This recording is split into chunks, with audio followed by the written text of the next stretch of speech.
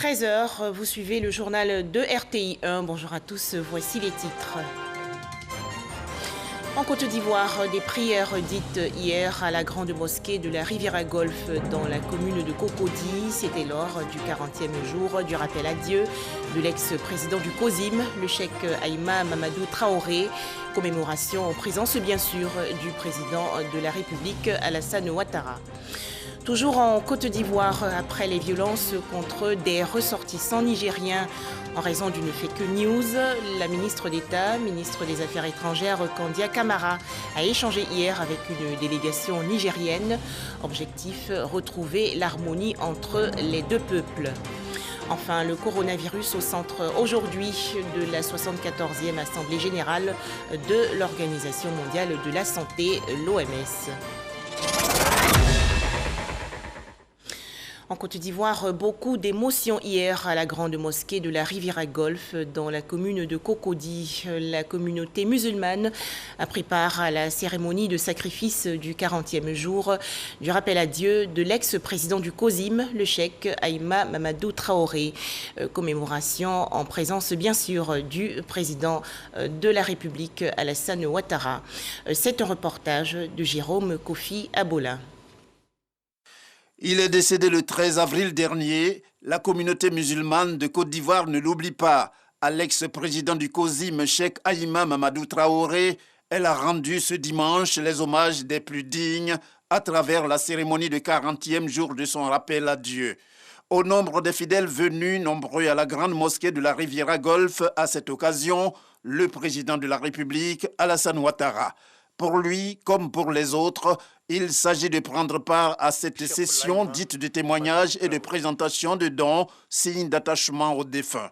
Sa contribution à soutenir la famille pour honorer la mémoire de l'illustre disparu s'élève à 10 millions de francs CFA, un geste très touchant pour lequel le porte-parole de cette famille éplorée n'a pas manqué d'exprimer sa reconnaissance au chef de l'État.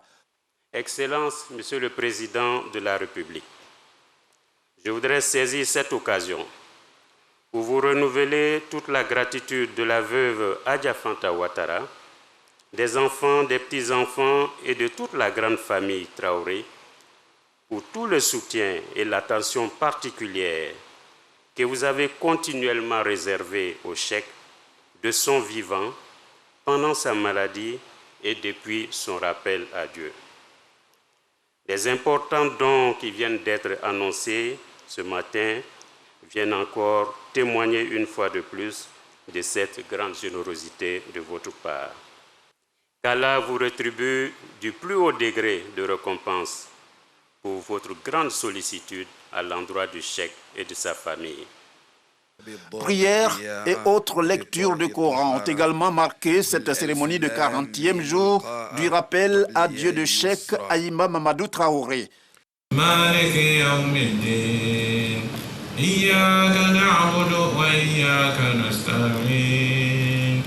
Avant de quitter la mosquée, le président Alassane Ouattara a fait un tour d'honneur, une façon pour lui de dire merci à ses fidèles musulmans pour leur pensée envers feu cheikh Aïma Mamadou Traoré et aussi pour leurs prières en vue d'une paix durable en Côte d'Ivoire. Autre actualité nationale, après les violences survenues récemment dans plusieurs communes du district d'Abidjan, dont Abobo, Adjamé et Yopougon, la ministre d'État, ministre des Affaires étrangères, Kandia Camara, a échangé hier avec une délégation nigérienne. Cette rencontre s'est déroulée à la mairie d'Abobo. Un mort et plusieurs blessés il y a quelques jours après la diffusion d'une vidéo d'une fake news sur les réseaux sociaux. Issaïeo. Le mercredi 19 et le jeudi 20 mai dernier, des Nigériens vivant dans les communes d'Abobo, Adjamé et Yopougon ont été pris à partie par une foule incontrôlée. Ce, suite à un fake news sur les réseaux sociaux montrant une prétendue maltraitance d'Ivoiriens au Niger. 3 jours après les incidents, l'heure est à la compassion et au pardon. Ce dimanche, la ministre d'État, ministre des Affaires étrangères, de l'intégration africaine et de la diaspora, Kandia Camara, a présenté au nom du chef de l'État, Alassane Ouattara, et du gouvernement les condoléances et des excuses à une délégation ministérielle du Niger. Je voudrais vous rassurer que le président de la République, dès les premiers instants, a donné des instructions fermes. D'abord, pour que nos frères et sœurs soient sécurisés et que le calme revienne, il a demandé que des enquêtes soient diligentées immédiatement afin que les auteurs soient appréhendés et traduits devant les tribunaux. Ce qui a commencé. Fort heureusement, la personne qui est à la base de cet événement malheureux a été appréhendée, condamnée déjà à 5 ans de prison ferme et au paiement de 2 millions de francs CFA. En retour, le chef de la délégation nigérienne a traduit la reconnaissance de son président de la République à son homologue ivoirien. Nous sommes extrêmement reconnaissants à toutes les autorités, au niveau préfectoral également. Les dispositions ont été prises au niveau de la police pour sécuriser les ressortissants nigériens qui se sont trouvés dans des situations où ils avaient besoin d'un secours et ils ont obtenu ce secours. Merci, Madame la ministre d'État. Transmettez vraiment toute notre reconnaissance aux Ivoiriens, au président de la République, au Premier ministre, au gouvernement et à l'ensemble du peuple ivoirien. Après les échanges à la mairie d'Abobo, les deux délégations ont fait le tour des familles des victimes et les lieux des échauffourées. À Boboté, la Casa Anador, quartier Maroc à Yopougon, tous ces endroits ont reçu la visite des ministres ivoiriens et nigériens. À Bromakoté, à Adjamé, la ministre d'État Kandia Kamara et le ministre nigérien de l'Intérieur et de la décentralisation, accueillis par une foule nombreuse, ont fait escale dans un garbadrome. Vous voyez, malgré ce qui s'est passé, voici notre frère ici, qui tient encore son garbadrome et qui continue de nourrir ses frères ivoiriens. C'est-à-dire que nous sommes ensemble. Dans le garbadrome de Nassau, voilà, voici Nassau ici, voilà qui nourrit nos populations d'ici. Avec le bon garba que je viens de déguster, je pars avec le reste à la maison. Ça, c'est mon dîner de ce soir. Madame la ministre d'État vient de faire un geste d'un symbole extraordinaire.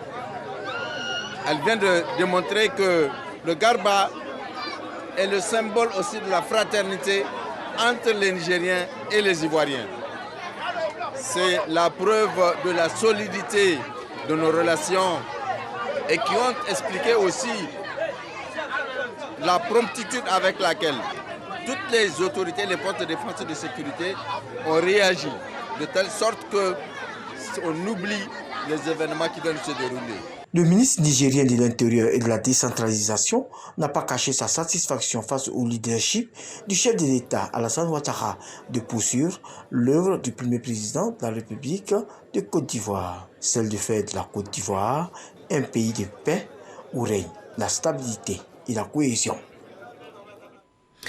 Et toujours au lendemain des violences contre des ressortissants nigériens de Côte d'Ivoire, la délégation ministérielle nigérienne a été reçue par le ministre de l'Intérieur, le général Vagondo Diomandé.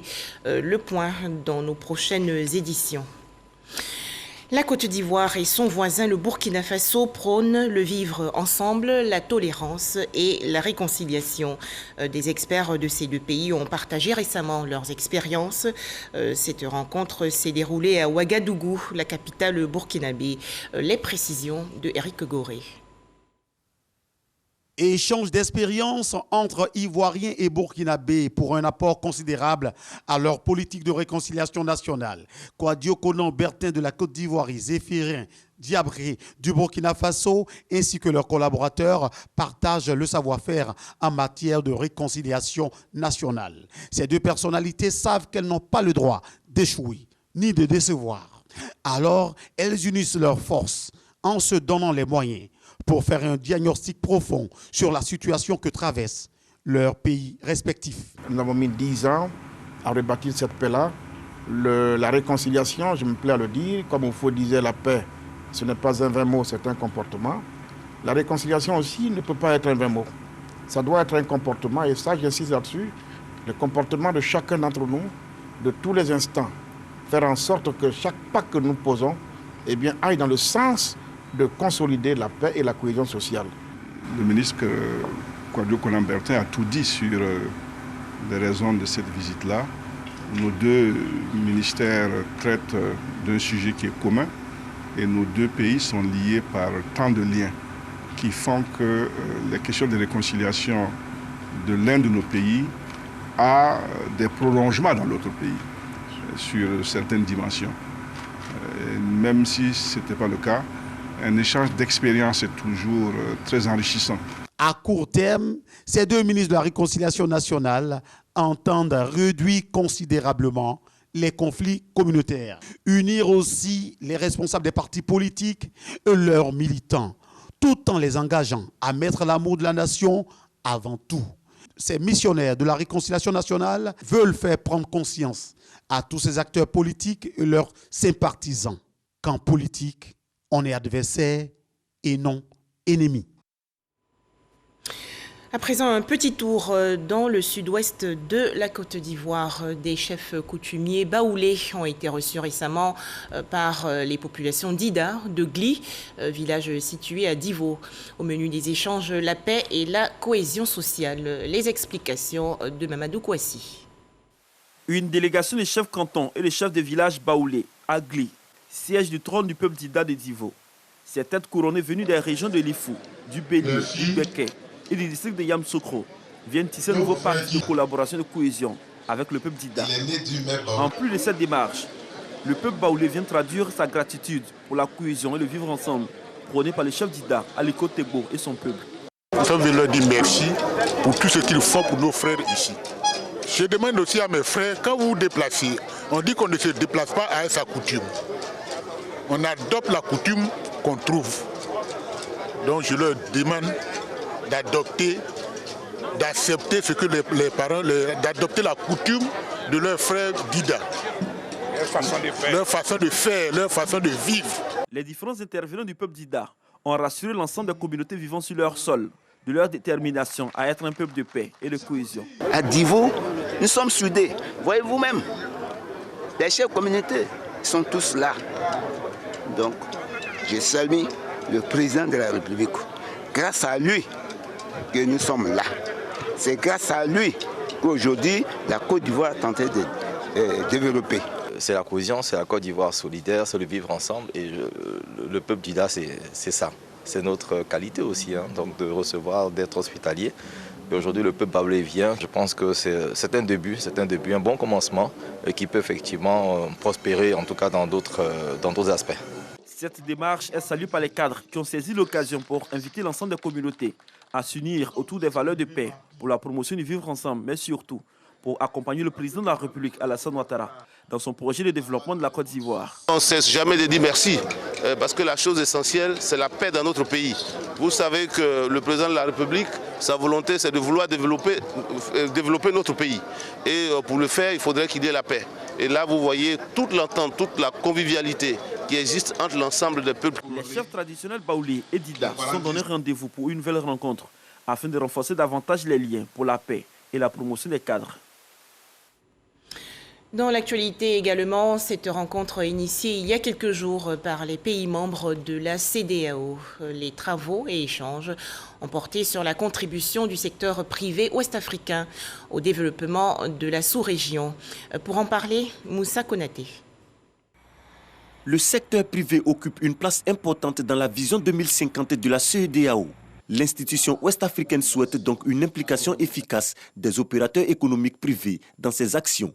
C'est tout le sens de cette rencontre entre les acteurs du secteur privé des pays membres de la CEDEAO. Ce que nous devons, nous, le secteur privé, attendre des États, c'est la paix.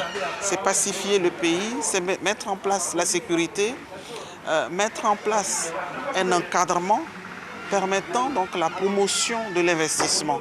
Et l'investissement, c'est le secteur privé. Un secteur privé moteur de croissance fort dans l'espace ouest-africain. C'est l'ambition de la commission de la CEDEAO. Les résultats et recommandations des échanges sont donc très attendus. On ne saurait trop insister sur le rôle et les responsabilités du secteur privé dans la mise en œuvre de la vision 2050. Cet atelier sera donc une occasion unique pour échanger la création d'un environnement favorable pour le secteur privé afin de soutenir la mise en œuvre de la vision 2050.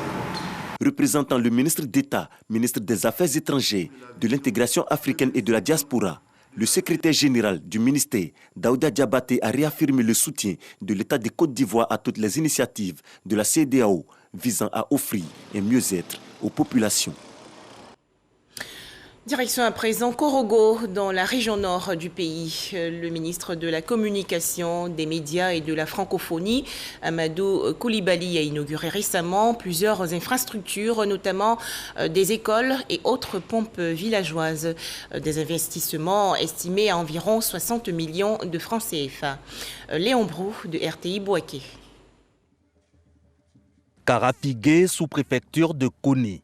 L'école ouverte 3 ans après sa construction en 1994 par les populations couvre les 3 niveaux du primaire, mais avec seulement 3 salles de classe pour 226 écoliers, dont 112 filles. Les problèmes sont énormes, à la mesure où nous n'avons pas toutes les classes au complet. Nous avons, je dirais, emprunté le logement d'un particulier, d'un fils du village, ça fait plus de 20 ans, dans la poussière. Fini ces difficiles conditions de formation et d'apprentissage grâce à ces 2 bâtiments flambant neufs, soit un bureau de directeur et 7 nouvelles salles de classe, toutes équipées de tables bancs et de latrines. Plus de 50 millions de francs CFA investis par le ministre de la Communication, par ailleurs député de Korogo, pour aider à la scolarisation des enfants. À partir de 2021-2022, chaque enfant aura sa chaise assis convenablement. C'est dans les pré-campagnes même qu'il a promis. Et avant même les campagnes, même déjà, il avait déjà engagé des travaux. Donc nous sommes tellement heureux. La première richesse, en tout cas, ça reste la ressource humaine.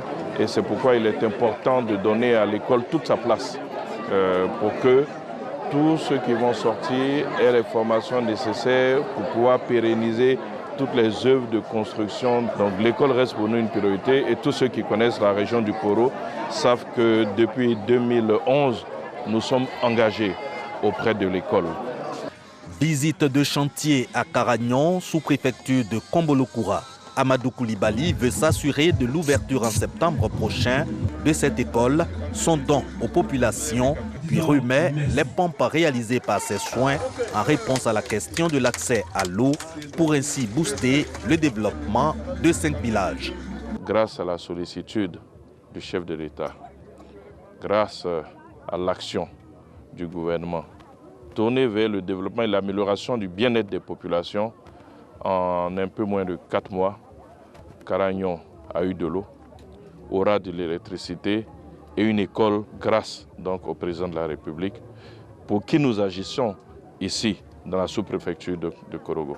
Autre don du ministre de la Communication, ces 3 motos pour renforcer les capacités et l'autorité des chefs coutumiers de Karafigué, village également bénéficiaire d'une pompe à motricité humaine. Restons à Korogo, dans la région nord du pays, pour suivre ce concours interécole d'épellation, une initiative d'anciens élèves du lycée scientifique de Yamoussoukro. Alors, qui est le grand gagnant de cette toute première édition? Ami Sissoko. C1, C, E accent aigu, A, N, S, C1. C'est correct. Tout petit, et déjà, il a une parfaite maîtrise de l'orthographe. Cheikh Silué de l'école Sierra-Monde, 9 en classe de CM2, est le vainqueur du concours d'épellation inter-école à Korogo de la catégorie primaire. Dans la catégorie premier cycle du secondaire, Romary Koné du lycée Oufouette-Boigny sort vainqueur. Au second cycle, c'est encore le lycée Oufouette-Boigny qui surclasse ses concurrents avec Landry et Tiré. Bon, en fait, je me suis bien préparée et je peux dire que Dieu aussi m'a aidé. J'ai appris de nouveaux mots et j'ai amélioré mon vocabulaire. Le concours d'épellation est une initiative d'un groupe d'anciens élèves du lycée scientifique de Yamoussoukro avec le soutien de l'écrivaine journaliste Anzata Ouattara et du ministère de la Communication, des médias et de la francophonie. L'épreuve consiste à épeler devant un jury des mots tirés au sort par les candidats sans balbutier. L'objectif est de contribuer à rehausser le niveau de langue des élèves en français. Ce concours a pour objectif de susciter le goût et la lecture chez l'enfant, de développer l'aptitude de l'enfant à la prise de parole en public. Du coup, il développe un intérêt certain pour l'étude de la langue. L'orthographe est mise en mal. Le moment ne pouvait pas bien tomber. J'espère juste que ce n'est pas un feu de paille et que ce concours sera pérennisé. Le concours Épelle-moi est un concept qui a pour objectif de réconcilier de façon ludique les élèves avec l'orthographe, tout en les poussant à se dépasser et à développer leur esprit de compétitivité. Pour la première édition de ce concours d'orthographe lexical, 14 établissements primaires et secondaires étaient en compétition. Les vainqueurs et les 21 autres finalistes ont tous été primés. Toujours en Côte d'Ivoire, cette journée culturelle organisée récemment par le lycée classique d'Abidjan. C'est une première depuis la création de cet établissement scolaire en 1945. Objectif, lutter contre les violences à l'école. Les précisions de Walter Amadou. Journée peu ordinaire au lycée classique d'Abidjan. Les uniformes habituels font place aux tenues traditionnelles. Peu importe le cours qui se tient, apprenants et enseignants sont en parfaite harmonie pour valoriser la culture ivoirienne. Le logique recherché, c'est d'apprendre aux enfants à savoir différencier les différents types de peintures, surtout à caractériser une peinture impressionniste et à s'essayer à la réalisation de cette peinture. Ce cours était très bénéfique pour nous. Au plan culturel, il nous permet de savoir qu'il existe plusieurs types de peintures. Et ainsi, on peut traduire par exemple les cultures de la Côte d'Ivoire à travers cette peinture impressionniste-là. C'est inédit. Depuis 1945, date de création du lycée classique d'Abidjan. La présente journée culturelle est initiée pour renforcer la cohésion entre les élèves et lutter contre la violence en milieu scolaire. Aimer notre culture, aimer notre tradition, aimer notre habillement traditionnel. C'est ce que nous avons voulu montrer à nos enfants. Nous avons voulu montrer à nos enfants que nous sommes dans la diversité, mais nous pouvons faire la paix, nous pouvons être unis à l'école. Et c'est pour eux. La vie de demain leur appartient. Donc nous devons aujourd'hui développer la paix pour la Côte d'Ivoire de demain. Afin de joindre l'utile à l'agréable, des animations, concours, ballets en tenue en haleine, acteurs et invités. La seconde A1, désignée classe la plus propre, avec 160 points sur 200, et les filles des classes de première ont reçu le premier prix de cuisine. Ce qui a joué en notre faveur et qui nous a fait gagner, c'est certainement l'originalité de notre plat et son authenticité.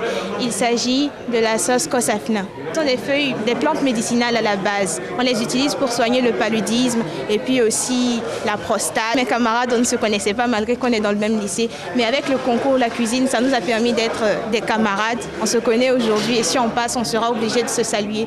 Et cela permet de renforcer les liens. Le lycée classique d'Abidjan, c'est 76 salles de classe, 249 personnels, dont 168 enseignants pour 4424 élèves. La page dédiée au coronavirus, c'est tout de suite.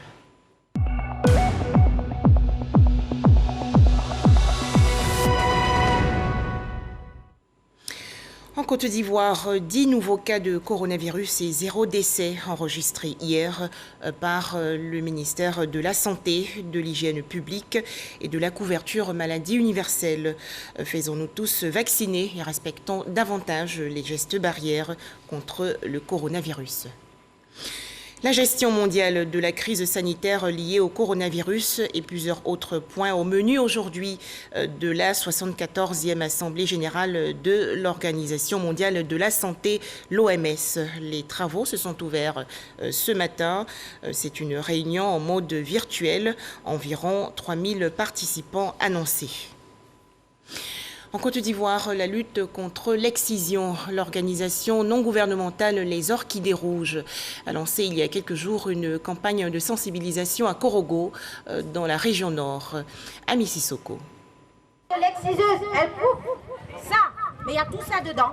Donc le chirurgien, ce qu'il va faire, c'est qu'il va couper la cicatrice, va l'ouvrir, il récupère le clitoris, il le remet à sa place.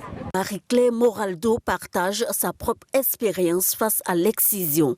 En tournée de sensibilisation dans les établissements scolaires de Korogo, pour cette Ivoiro-française, présidente de l'ONG Les Orchidées Rouges, la meilleure arme pour éradiquer l'excision, c'est d'en parler sans relâche. Ici, au collège Galiléo, au quartier Petit Paris de Korogo, les filles ont eu droit à un cours magistral sur l'excision et ses conséquences néfastes.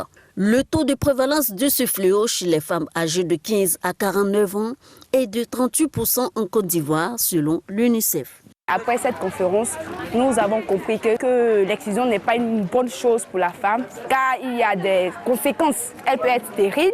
Nous allons être des militantes avec cette association pour lutter contre l'excision.